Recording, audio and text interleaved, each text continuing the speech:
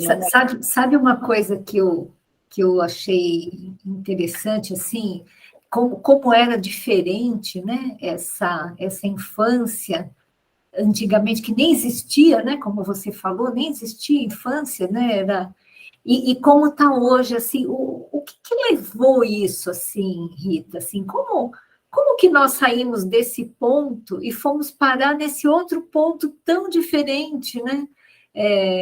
Pois é. Porque é uma coisa estranha isso, né? Assim, Tem, algo. Será que os pais eram muito duros antes, ficaram com dor de consciência e aí começaram a, a ceder mais terreno e a coisa ficou. Porque é muito, muito diferente mesmo, né? Como era antes e como é agora. a infância é muito jovem, né, historicamente falando, foi isso que eu mostrei, enfim, mas tem muitos estudos que tentam mostrar, muita gente que estuda tentando mostrar o porquê de tantas mudanças de comportamento de uma geração para outra ao longo do tempo, tanto é que agora eu gosto eu acho que a história mostra muito para a gente. Já existe uma classificação de várias, vocês devem ter ouvido falar isso, várias gerações pós-guerra 45. Tem os baby boomers, né, que é aquela geração quando acabou a guerra, de 40, os nascidos, nós somos os, não sei, de 46 a 64, é a geração baby boomers, que foi depois da guerra, teve aquele boom de bebês que nasceram, aquele monte de bebês, né? Então, eles já classificaram assim, olha quantas gerações. Geração Baby Boomers, depois tem a geração X, que é aquela que eu não vou entrar em detalhes em cada uma delas, não, é só para mostrar a velocidade como isso tem acontecido agora. Geração X, que é de 60 e... Ai, meu Deus, deixa eu lembrar. Se outra 64, 65 a 80. Geração Y, ou Millennium, acho que é de 81 a 96. Geração Z, que é de 97 a 2010, e já tem a Alfa, geração Alfa, que é de 2010 em diante. O que eu estou querendo dizer? Vocês notam que quando eu falei, gente, 200 anos se passaram, olha, 200 anos, depois de 200 anos ainda, as crianças ainda estavam sendo vistas como adultos. Olha a lentidão.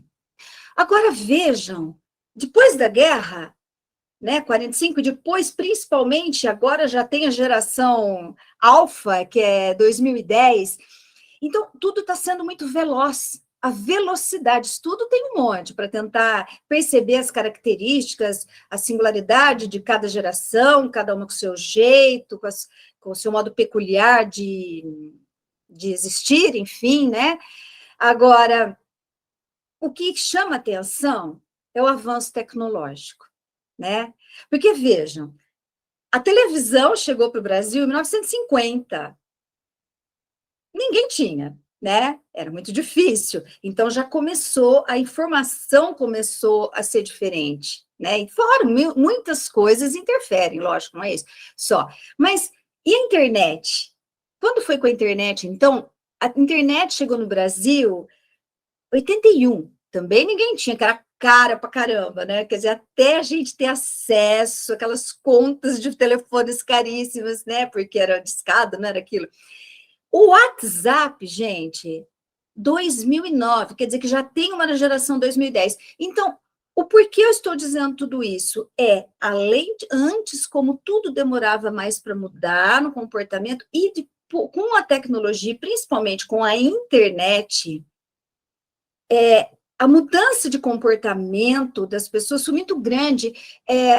A internet ela é maravilhosa, não tem nem o que dizer, se não fosse a internet nós não estaríamos aqui conversando, possibilitou muito, assim, como eu posso dizer, foi uma evolução para a ciência, foi uma evolução para os estudos, para a medicina e para tudo, mas ela interferiu no relacionamento entre as pessoas. A gente sabe que a internet aproximou os distantes e distanciou os próximos. Isso é claro, é uma coisa que a gente percebe nas famílias, todos com o seu celular, a gente percebe em todo lugar, você não tem que conversar. Você chega numa sala num consultório, todo mundo sentado, você não quer. Eu sou conversadeira, adoro chegar e conversar. Você não tem que conversar, porque todo mundo está assim. É desse jeito. E essa característica de distanciar os próximos e aproximar os distantes faz com que as pessoas tenham uma atenção dividida, não tenha foco. Porque você tem uma proximidade física e um distanciamento psicológico. Me diga, como educar filhos assim? Não tem como. Sem a presença. E uma outra coisa também, a pressa. Eu gostaria de fazer com vocês que vocês participassem nisso. A gente pode fazer assim, era antes da internet e após. Olha como tudo mudou. Antes, assim, num passado muito, assim, bem presente, vamos dizer, remoto, muito, bem próximo de nós.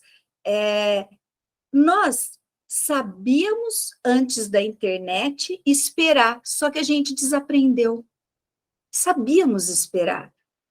Nós esperávamos pelos recados quando a gente chegava em casa ou quando chegava no trabalho. Nós não estávamos disponíveis 24 horas, como é agora. Hoje, se a gente não responde um WhatsApp, você é considerada sem educação, você estava online. Não é assim? Ninguém mais sabe esperar. Hoje, o ser humano está exigente. Nós esperávamos para revelar as fotografias. Você tinha que tirar as fotos, levar no fotógrafo, trazer as fotos, você sai com aquelas caretas, pagava caro. Hoje não está bem. Não está boa, bate outra. Não está bem. O ser humano, com a internet, ficou cada vez mais exigente. Ela teve um lado bom, mas um outro que mexeu com o comportamento. Outra coisa, nós esperávamos as cartas chegarem. Sabe que eu estava conversando, minha filha estava explicando para o meu neto, que eu tenho 3 netos, né? E 2 meninos e uma menina. E a minha filha estava explicando para ele assim, que quando a gente ia para a praia e passava janeiro inteiro, as férias, e ela se comunicava com as amigas por carta, né? Que ela vai fazer 42 anos, então imagina, foi na década de 80 e pouco. Ele escrevia, então ela falava, estava com saudade das amigas, a gente se comunicava, ela escrevia, imagina, organizar pensamento, escrever uma carta, levar ao correio, esperar a resposta, era o jeito que nos comunicávamos, né? E não faz tanto tempo assim. Então, eu digo a velocidade, né? Esperávamos para saber o sexo dos bebês. A gente esperava. Hoje fica grávida na hora. Na hora faz exame. O meu filho e a minha nora, eles eles esperaram para saber o sexo da minha neta, sabe? Nossa, gente, foi uma emoção que eu já tinha esquecido, assim, até, sabe quando chega... Perdão, gente, perdão. Desculpa, gente, eu abaixei, mas não... Bom, e é algo que estranha, as pessoas estranham isso. Quando espera hoje, fala, mas como assim? Porque já tem festa de revelação. São os hábitos, os costumes. E o que eu estou querendo dizer? É que como educar filhos sendo apressados, exigentes, não sabendo esperar, porque são características que nós temos hoje e que a gente foi desaprendendo. O nosso cérebro sabia esperar, mas isso a gente tem mais condição de saber esperar, mas a nova geração já tem dificuldade, porque não teve essa vivência, né? E eu chego a questionar algo que eu gosto de a gente, é importante a gente refletir. Eu questiono até o transtorno do déficit de atenção. Veja, gente, transtorno do déficit de atenção. O que é? Que é o TDAH, né? Com ou sem hiperatividade, eu falei, meu Deus, será que realmente as crianças têm isso ou são os pais? Será? Será que realmente, porque os pais estão apressados, não sabem esperar, sem atenção, com uma atenção dividida é um déficit de atenção. Será que realmente que a criança tem ou ela precisa ser problematizada na família? Espera um pouquinho, então ela tem um TDAH, então isso não significa que a gente não esteja colocando os limites, ou dando atenção, ou sendo cuidadosos, atenciosos. Gente, para educar, a gente precisa se educar primeiro. Não tem como, né? Eu acho que é o ponto de partida, a gente prestar atenção em tudo isso, né? E uma coisa que eu vejo é isso, né? Que as coisas mudam tão rápido que elas vão ficando obsoletas, né? E a gente não tem mais o que fazer com elas, né? Então, o celular, por exemplo, assim, rapidamente ele ficou velho, né? E você precisa de um novo. E isso, assim, é a cultura dessa coisa descartável, né? Então, em breve, assim, isso vai sendo assim, não, tudo é descartável, né? Até os relacionamentos são descartáveis, não tem problema que eu deixe um amigo e vá para, né, e passe por cima de sentimentos e tal. Então, porque tudo virou, assim, muito descartável, né, Rita? Exatamente, exatamente. Tudo é muito rápido, né? Muito rápido. Mas assim, a gente precisa ter uma luz nesse fim do túnel, assim, né? Como que esses pais precisam, o que eles precisam aprender para eles darem esses limites, para eles passarem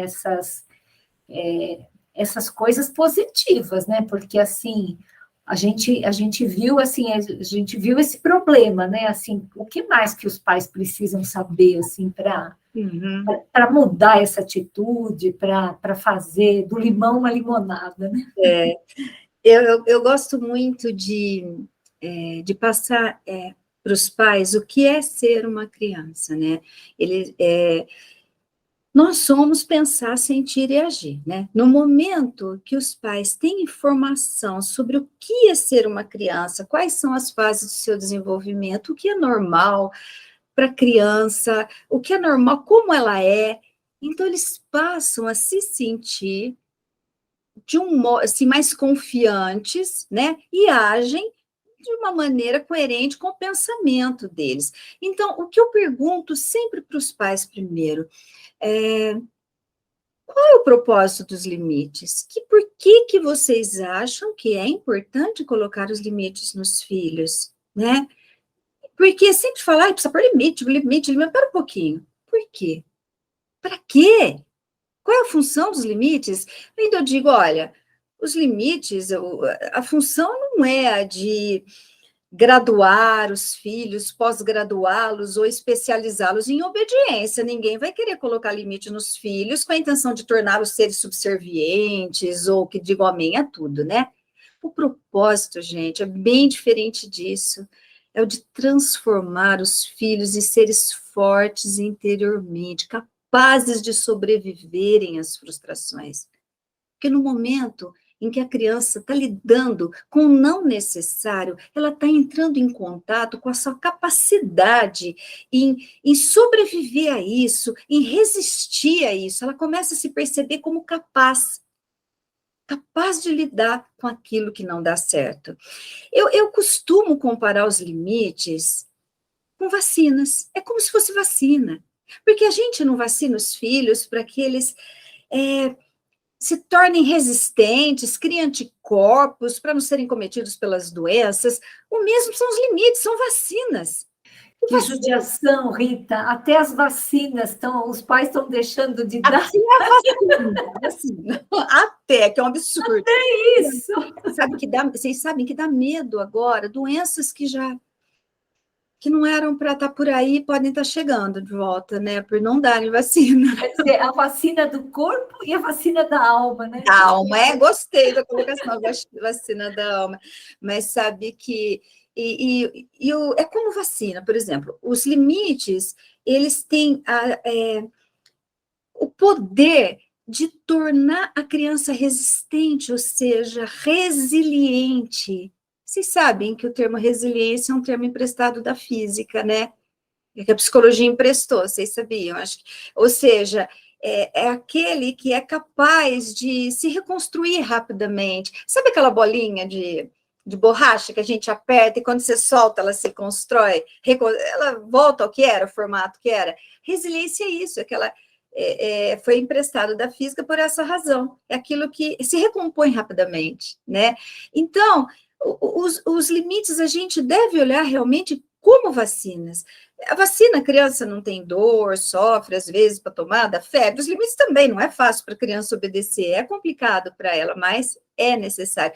E os limites, o curioso é isso, eu até sempre digo que são poderosas ferramentas para transformar a criança, preparar a criança para a vida adulta, né? Mas já que os limites, eles têm essa função de preparar a criança para a vida adulta, então eu pergunto, por que que uma criança que já fala, que os pais se orgulham, porque faz um monte de coisa no celular, porque já tem uma destreza bimanual ótima, que já conversa bem, por que que essa criança ainda não arruma sua cama? Por que que essa criança ainda não ajuda no serviço da casa?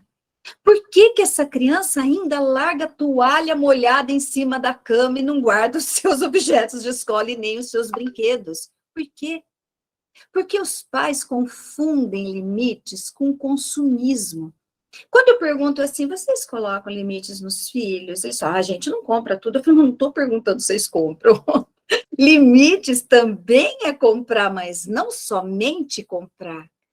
E como o capitalismo leu muito rapidamente que os pais têm dificuldade em colocar os limites nos filhos, as crianças viraram alvo de consumo. Nunca teve tanta coisa para as crianças comprarem, nunca teve tanto brinquedo. Olha, gente, não é fácil ser pais hoje, não é fácil ser pai, não é fácil ser mãe. Até na farmácia, que eu acho um absurdo, que eu olho e não me conformo, parece que eles medem na altura do olho da criança, tem aquelas gôndolas lá, tudo cheio de guloseimas, gente. Tem até sorvete em farmácia. É possível um negócio desse, sorvete em farmácia? Eu não me conformo. Então, os pais têm que falar não a todo instante. É não, não, não. É complicado hoje. Agora,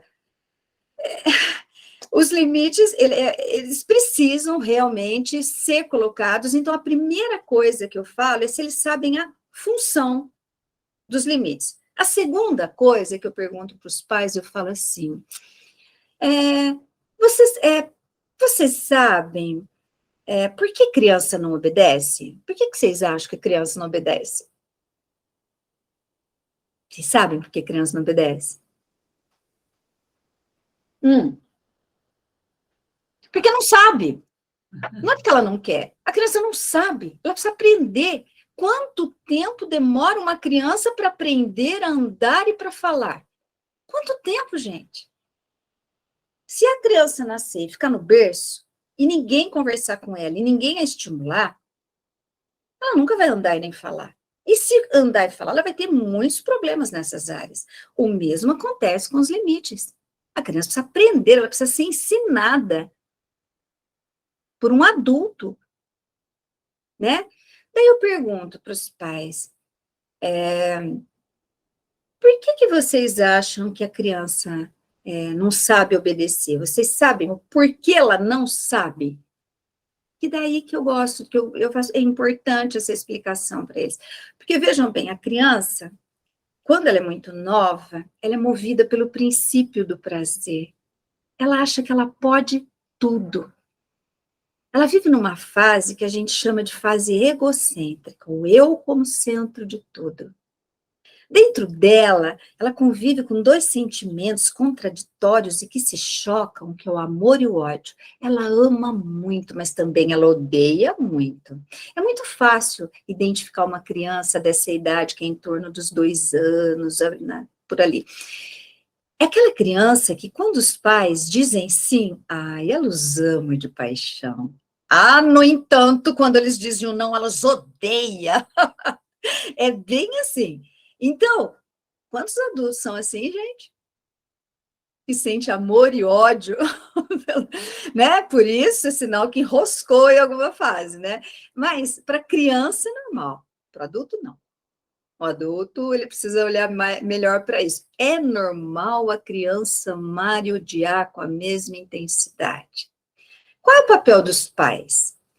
Eles precisam conduzir essa criança dessa fase egocêntrica por meio dos limites necessários, ou seja, a criança precisa entender o que ela pode, o que ela não pode, com o que eles concordam, com o que eles discordam, o que eles aprovam, o que eles desaprovam na atitude dela.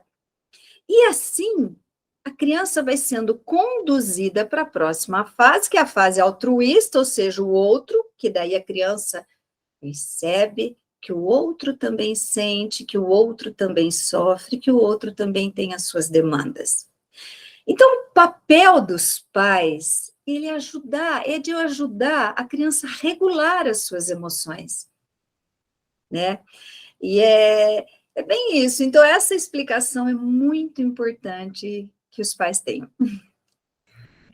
E será, Rita, que elas ficam com sequelas, assim, quando não existe esse conduzir de uma forma, né? Da mesma forma, por exemplo, como uma pneumonia grave pode dar uma sequela no pulmão, será que existem essas sequelas, assim, nessa falta de condução dentro disso tudo que você está colocando para a gente, assim, dessa falta de limites, desse olhar para o outro, ela entala naquela fase e fica lá?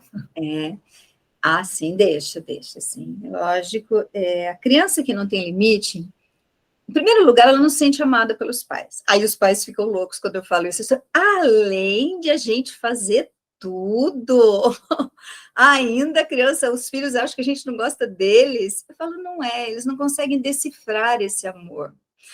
E a criança também fica com uma baixa autoestima, desenvolve uma baixa autoestima e uma dificuldade em desenvolver empatia, né? Mas por quê? Tudo é muito lógico. Vejam, a criança, quando é muito nova, ela não sabe quem ela é. Ela precisa saber quem ela é para o pai, para a mãe, né? Para o entorno, principalmente para os pais, né? A criança, ela vai lendo nas atitudes dela, a repercussão das atitudes dela, aliás, ela vai percebendo no ambiente, como que repercute as atitudes dela no ambiente. A criança acredita em tudo que os pais dizem para ela, sobre ela para os outros, ela acredita, porque o único referencial dela, de verdade, são os pais. O mundo social da criança é muito restrito, né?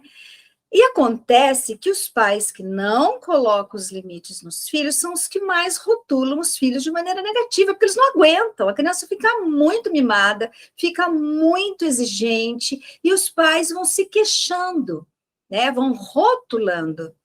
Sua chata, sua desobediente, você não me obedece, eu não aguento mais, até quando vai isso, pelo amor de Deus, e começa aquelas queixas. E a criança que está construindo a sua imagem, tá? Ela está introjetando essas informações. E se ela, é assim, se eu sou chata, se eu sou desobediente, se eu sou isso e aquilo, será que eu mereço o amor dos meus pais? Será que eles gostam de mim? Então, a gente precisa prestar atenção no que sai da boca da gente quando a gente está lidando com os filhos, sabe, naqueles momentos de difícil entendimento? A gente prestar atenção quais os conceitos que a gente passa para eles em relação ao modo de eles serem, enquanto ser humano, enquanto pessoa. Então, porque é isso que eles estão aprendendo sobre eles. E a gente precisa ver como que eles têm. Eles têm muito ou pouco para se estimar. Daí que vem a baixa autoestima, com o que eles ouvem deles. E quanto à empatia, uma criança que é poupada de de lidar com a sua dor. Então, ela pode tudo. Então, ela é poupada de lidar. Ela não reconhece a própria dor. Como é que ela vai reconhecer a dor do outro? De jeito nenhum. Se nem a dela ela reconhece. Então, deixam sequela, sim, bastante. É muito, muito interessante tudo isso, né? Quer dizer, e tem um momento a partir do qual, Rita, que isso não tem mais volta, ou sempre tem uma. Imagina assim, né? Uma criança de, sei lá, de 7, 8, 10 anos, né? Que veio nessa toada desde lá de pequenininho, né? A hora que os pais percebem isso, né? Como fazer, né? Existe um momento, fala assim, agora não tem mais jeito. Sempre tem, né? Sempre tem, sempre tem. É mais difícil, né? É mais difícil. A gente precisa imaginar assim: a primeira gestação é quando o bebê está na barriga da gente. Uma criança nasce porque, sabe por que criança nasce? Porque não tem mais espaço para crescer, que senão não ia nascer nunca. Nunca. Porque a criança está numa dependência absoluta da mãe, ela recebe alimento, ela está ali acostumada com a temperatura do corpo da mãe, com o som. De repente, ela tem que nascer. Até tem um autor, o Otto Rank, que ele diz que o maior trauma do ser humano está no nascimento, porque você tem que mudar, passa por muitas mudanças, né? Muitos lutos. Primeiro você tem que respirar, precisa usar roupa, que é um outro clima, né? Precisa um outro som, tudo é diferente. Né? E o primeiro, olha, não tem nada a ver com isso, mas é que eu acho muito curioso isso, né? Vou passar para vocês. E o primeiro prazer da criança é quando ela recebe, ela suga, ela recebe o leite, e isso é um alívio de tensão, né? Para esse momento tão tenso dela. Tem muita gente que come, não entende por quê, né? E alivia as tensões, ou enfim, tudo que está voltado para a boca. Mas o que eu quero dizer é que a primeira gestação é essa, daí teve essa. Veio, nasceu. No momento que a criança nasce, ela passa para a segunda gestação. A segunda gestação dá tempo, sim, viu? Mas é mais difícil. É do momento do nascimento até os 19 anos. Espera-se que seja até os 19 anos, né? Que os pais têm ali para cuidar muito bem desse período, que é quando a criança vai passar, daí então, o adolescente, no final da adolescência, por um outro parto muito mais difícil, que é o nascimento para a vida adulta. Muitos nunca nascem. Então, é preciso esse olhar atento. Essa é a segunda gestação. Segunda gestação, aos 19 anos, vai ter que nascer para a vida adulta. Uns, cada vez mais, estão nascendo mais tarde. Né, esse parto, esse segundo parto. E coisas que a gente precisa questionar, né, refletir, né? A criança não pode sozinha carregar a responsabilidade pela sua educação, né? Ela precisa, alguém tem que fazer, é muita responsabilidade para ela, né? Nessa relação, alguém tem que fazer papel de adulto, porque se a criança não obedece, porque toda relação tem dois lados, é porque os pais permitem. Tem, né? Quando eles chegam para mim, criança, meus filhos não obedecem, eu falei, ok, você contou deles, agora e vocês, onde estão? Porque tem um lado deles, não é um lado só, tem os dois. Agora, o que a gente precisa considerar é que toda relação, por tudo isso que eu falei, na infância, deve ser vertical, assim, os pais mandam e os filhos obedecem. Por quê? Porque quem sabe o que é bom para os filhos são os pais. Lógico que é com empatia, a maneira de ensinar os limites, tem que ter empatia, tem que ter toda a paciência, enfim, mas os pais devem mandar e os filhos obedecerem, né? Porque os pais vão saber o que é adequado, o que não é, com o que concorda ou não. Com o tempo, nós estamos falando dessa segunda gestação, né? Essa relação, ela deve se inclinando lentamente até ficar horizontal na vida adulta, que é quando pais e filhos, amigos, companheiros, e cúmplices, e daí sim, nesse período da vida, não faz sentido pais interferirem na vida dos filhos, né? Daí não. Então, é isso aí. Nunca é tarde, é mais difícil, né? É mais difícil. É muito interessante isso que você fala, porque a gente vê o contrário, né? É tão engraçado isso, porque a gente vê, eu vejo muito isso no consultório, assim, pais que levam filhos meio adultos já para o consultório e não deixam o filho falar. Então, assim, quando era talvez para fazer o papel de pai, de mãe, né, que era essa coisa, né? Olha, Vertical. você fica quieto, porque assim a criança não deixa o pai falar, ela não, nossa, eu preciso muitas vezes pedir para minha enfermeira fazer o favor de pegar a criança e sair para eu conseguir conversar com o pai, porque o filho não deixa. E depois, quando cresce, que era para ficar assim, aí os pais parece que eles se acostumaram a ter crianças, né? Não faz esse segundo parto, né? E as crianças ficam, né, assim, ficam adultos que ficam meio bobos, parece, porque não sabe nem contar o que tem, precisa da mãe, do pai lá para contar o que tem. Então, é uma coisa muito, muito estranha isso mesmo, né? Mas nós estamos, assim, já perto do final, e eu gostaria de abrir essa discussão, né? Gostaria de Eu perguntar. só posso completar uma coisa que eu acho que é Claro. importante, gente. Não existe receita para colocar limites, viu? Mas existe o bom senso é importante, porque eu acho que vai completar isso tudo que eu falei, porque a gente fala limite, limite fica muito vago, né? Mas é muito importante a empatia. Existem estudos, a empatia dos pais, tentar se colocar no lugar da criança e entender o quanto é difícil para a criança obedecer. Ela não vai obedecer. É a mesma coisa, uma criança vai tomar um banho. Não sei se vai dar tempo de eu falar isso, mas que está no final. A criança não vai tomar banho, ela não quer tomar banho, ela não vai obedecer. Agora, se os pais usam empatia, eu só estou dando um exemplo para que vocês entendam. Se os pais usam empatia, já vão entender o quanto é difícil para a criança obedecer, mas nem por isso vão fazer o que ela quer. Então, a abordagem é diferente. Quando os pais usam empatia, os filhos sentem que os pais estão ao lado deles e não contra eles.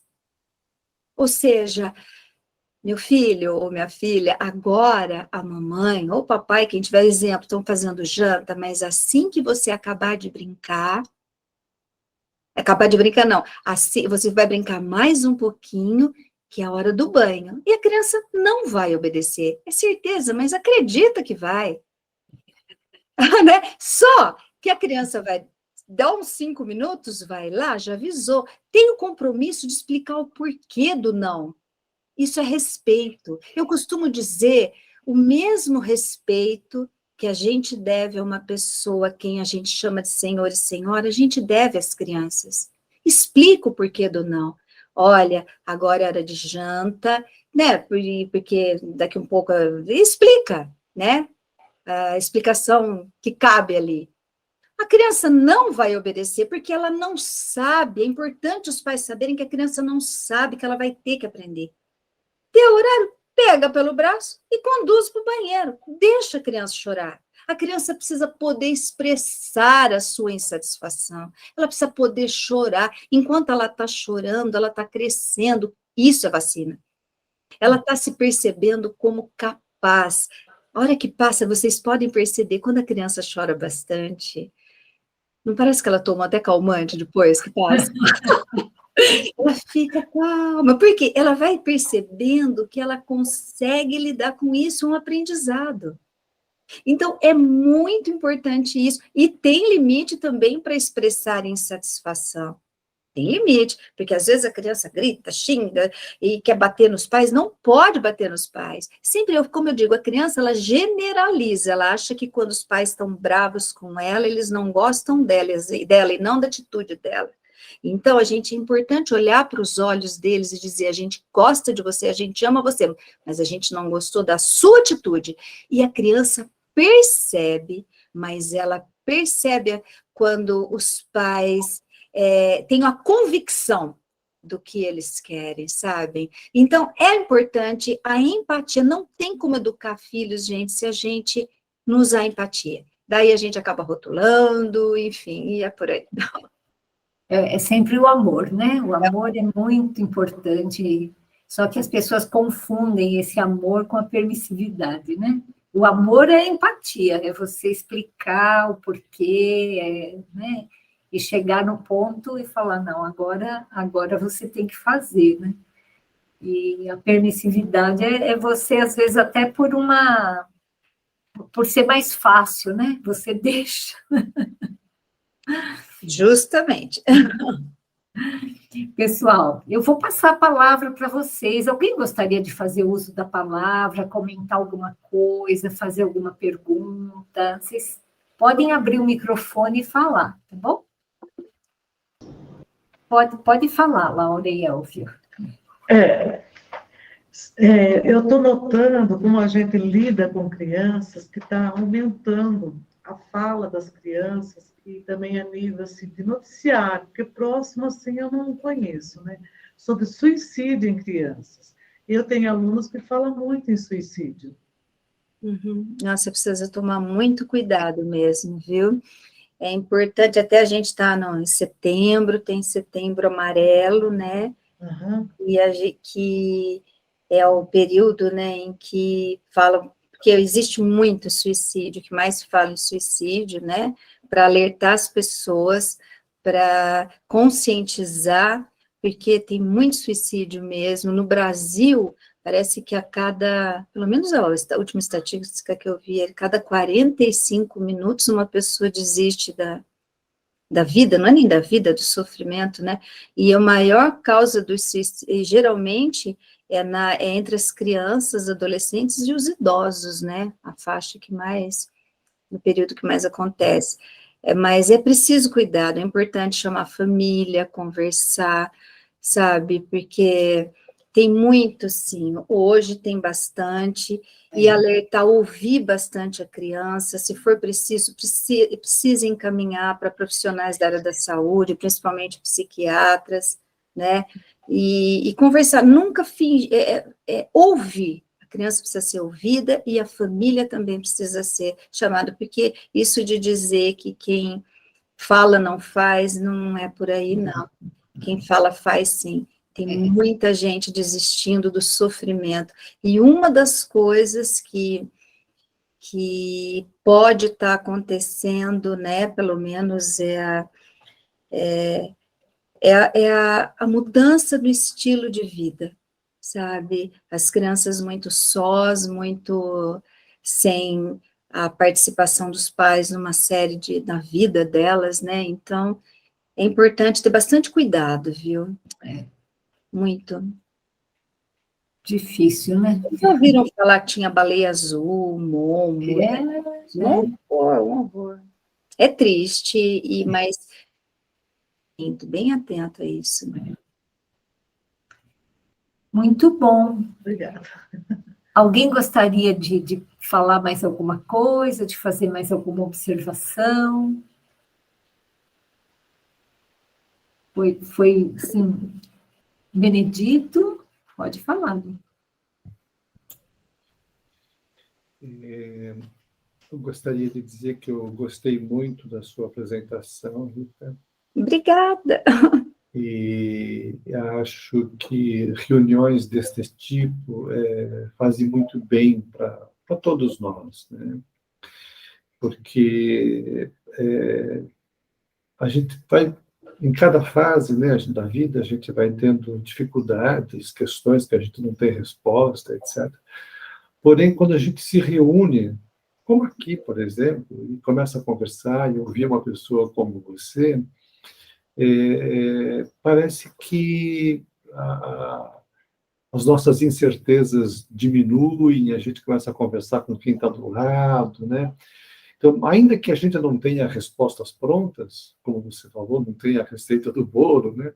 Mas reuniões como esta, né, conversas como esta, são muito saudáveis para todos nós, né? Ainda que a gente não saiba como educar nossos filhos e netos agora, no século XXI, a gente pode aprender juntos.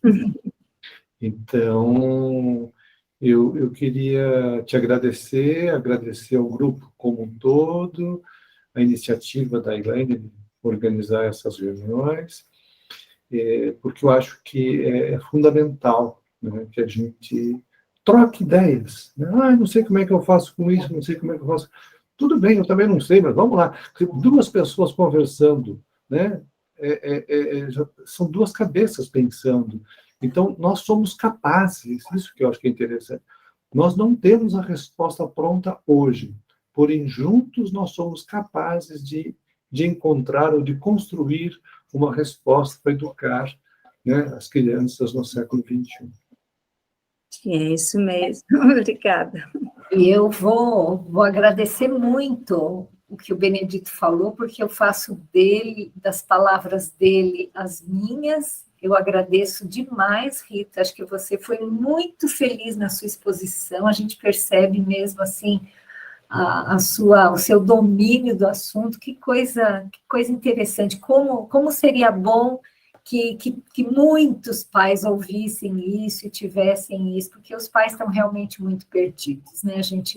A gente vê isso, quem trabalha com famílias, com crianças, percebe assim, o quanto os pais estão perdidos, né? Então, nosso papel como educador é tentar falar isso, né? Tentar encaminhar, tentar mostrar que é possível, sim, é necessário, é possível ter um relacionamento familiar mais saudável, com mais empatia, com mais limite, que falta de limite não significa amor, né? Assim, são coisas totalmente diferentes. Você deixar a criança fazer tudo que ela quer e você amar essa criança é muito diferente. Então, eu acho que é isso que a gente tem que ir passando para as famílias que a gente tiver, né, algum grau de abertura, né, para que elas possam nos falar isso, né? Então, eu agradeço muitíssimo a você e gostaria de dizer que a Rita tem um site, eu vou deixar depois no grupo, porque daí a Rita vai poder colocar essa palestra, e acho que vai ser muito bom para quem perdeu poder assistir ou ver de novo isso, e agradeço demais a você, Rita. Eu que agradeço, gente. Eu vou ficar muito feliz se o efeito de nossa conversa chegar até as crianças. Deus quiser, né? Vou ficar bem feliz.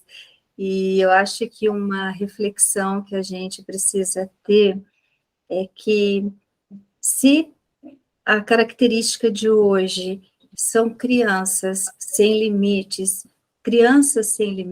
pais com dificuldade em colocar os limites nos filhos, elas não conseguem, as crianças, se transformar em adultos. Será que a gente está caminhando no extremo oposto da Idade Média, onde não existia infância? Será que no século XXI não vai existir vida adulta?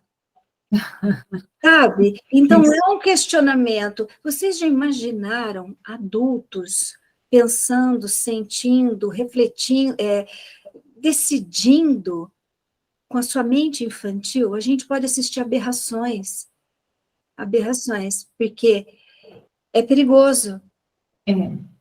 A criança sem limite, ela só cresce de corpo, mas a mente continua infantil.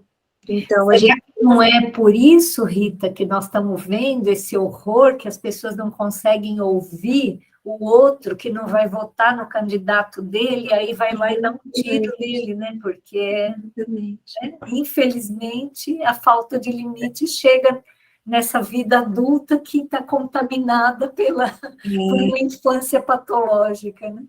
É isso aí, gente.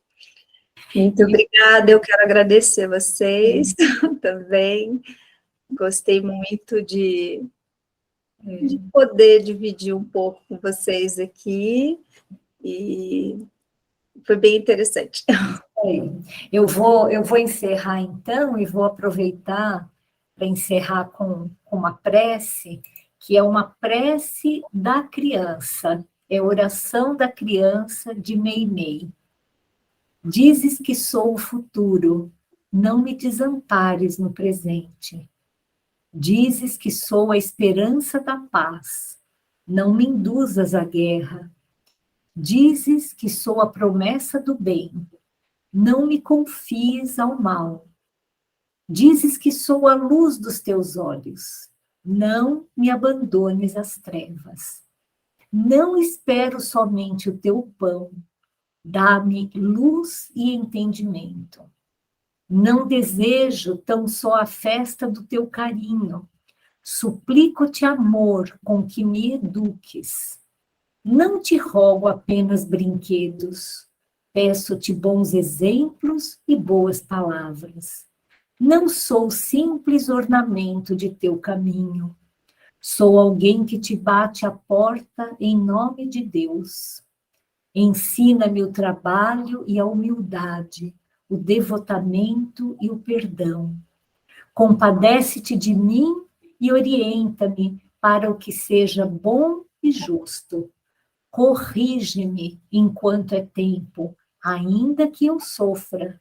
Ajuda-me hoje para que amanhã eu não te faça chorar. Muito bem, muito obrigada a presença de todos, muito obrigada, Rita, foi excelente, muito obrigada. Eu agradeço. Uma boa noite a todos. Boa noite. Até a próxima, se Deus quiser. Boa noite, obrigado. Boa noite. Boa noite. Boa noite. Tchau, tchau. Boa noite. Boa noite. Boa noite, boa noite. Boa noite para Boa noite. Boa noite. Boa noite.